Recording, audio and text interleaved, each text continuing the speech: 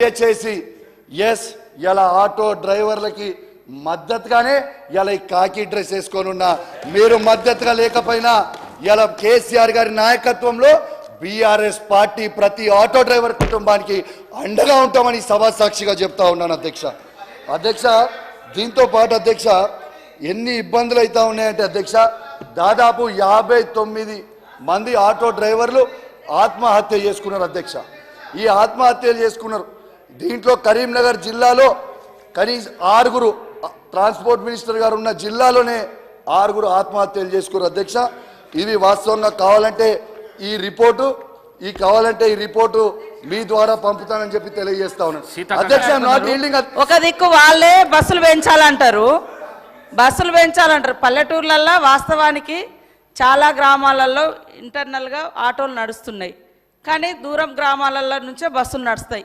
హైదరాబాద్కు వరంగల్కు లేదా ఇట్లా దూర ప్రాంతాలకు సరే ఏదైనా సిటీలలో కొంచెం ఇబ్బంది ఉండొచ్చు అది కూడా మా మేనిఫెస్టోలో పెట్టిన ప్రకారంగా మేము టైం తీసుకొని చేస్తాం కానీ ఆటోల కోసమే నేను పుట్టిన ఆటోలే అంటారు మళ్ళీ మీరే బస్సులు పెంచండి అని మీరే అంటారు బస్సులు పెంచిన తర్వాత మరి ఆయనతో ఒక్క ఆటో కూడా నడిచే పరిస్థితి ఉండదు కదా మరి మీరు అసలు మీ వైఖరి ఏందో స్పష్టం చేయండి మొత్తం ఆటోలను క్లోజ్ చేయాలనుకుంటే బాగా గల్లీకి ఒక బస్సు పెంచండి అని అట్లనన్నా మాట్లాడండి మినీ బస్సులు పెంచండి అని కూడా ఇందాక అన్నారు మరి మినీ బస్సులు కూడా పెంచాలా అది కూడా చెప్పండి కాబట్టి ఆటో వాళ్ళని రెచ్చగొట్టడము ఇతరులను రెచ్చగొట్టడం కాకుండా మరి మహిళలకు ఏది ఇవ్వద్దా మహిళలకు ఫ్రీ బస్ ఇవ్వడం మూలంగా మీకు నష్టం ఏమొచ్చింది ఇవాళ మీరు ఇస్తాం ఇచ్చిన ప్రతి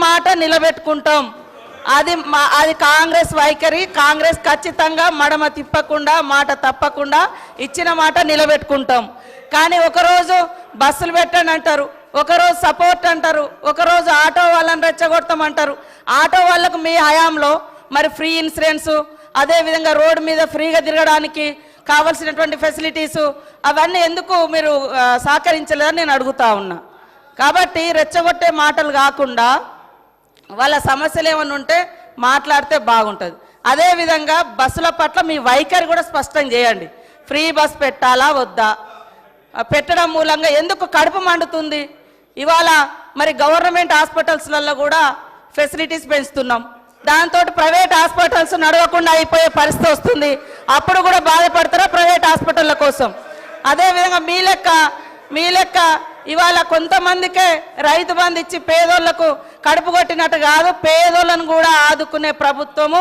అన్ని వర్గాలను ఆదుకునే ప్రభుత్వం కాంగ్రెస్ ప్రభుత్వం కాబట్టి పదే ద్వంద్వ వైఖరి మాట్లాడకండి ఒకటే వైఖరి చెప్పండి మీ వైఖరి బస్సుల విషయంలో ఏంటిదో గది ఒక్కటి చెప్పండి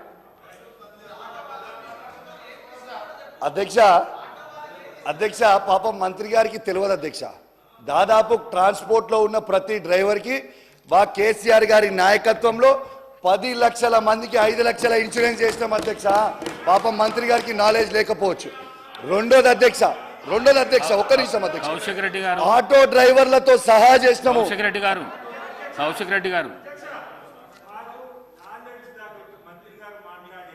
అడిగితే దానికి ఇవ్వనివ్వాల్సింది నాలెడ్జ్ లేదంటే ఏంటి అధ్యక్ష వారు మాట్లాడేది మహిళా మంత్రి అంటే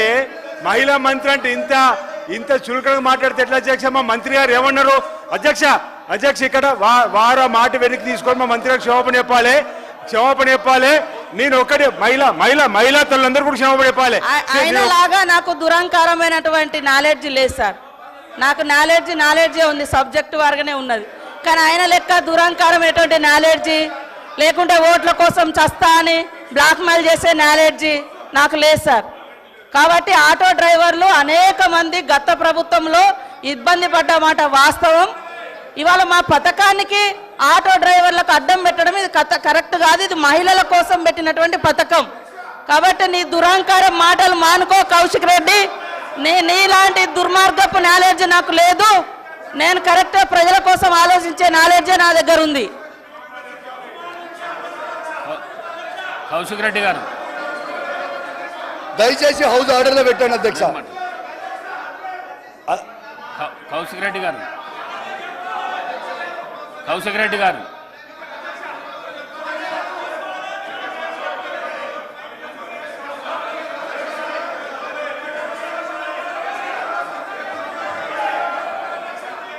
కౌశిక్ రెడ్డి గారు కౌశిక్ రెడ్డి గారు కౌశిక్ రెడ్డి గారు అధ్యక్ష అధ్యక్ష కౌశిక్ రెడ్డి నేను గారు అన్నది తప్పేమనుందా అధ్యక్ష? వన్ మినిట్ నేను కొత్త సభ్యులు సరే నేను కౌశిక్ రెడ్డి గారిని కోరుతా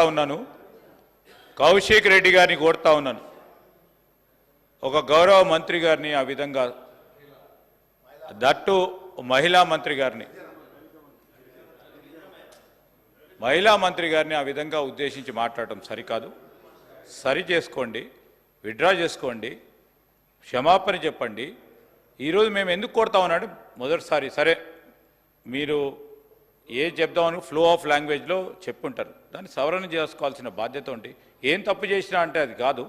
దయచేసి మా యువ మిత్రులను కోరుతా ఉన్నాను తప్పకుండా, ఎందుకంటే అసెంబ్లీ సమావేశాలకు సంబంధించి ఏ విధంగా మనం మాట్లాడాలి, ఈ సభకు సంబంధించిన గౌరవాన్ని ఏ విధంగా కాపాడే ప్రయత్నంలో పక్కనున్న మా కేటీఆర్ గారు కూడా చెప్తే బాగుంటుంది, పక్కనున్న పెద్దలు గోపీనాథ్ గారు చెప్తే బాగుంటుంది, అనుభవం ఉన్న మరి మహిళా పెద్దలు మాజీ మంత్రివర్యులు సబితా ఇంద్రారెడ్డి గారు కూడా చెప్తే బాగుంటుంది. కొత్త సభ్యులకు చెప్పాల్సిన ధర్మం మీ పైన కూడా ఉందని మీ ద్వారా వారికి తెలియజేస్తా ఉన్నాను అధ్యక్ష.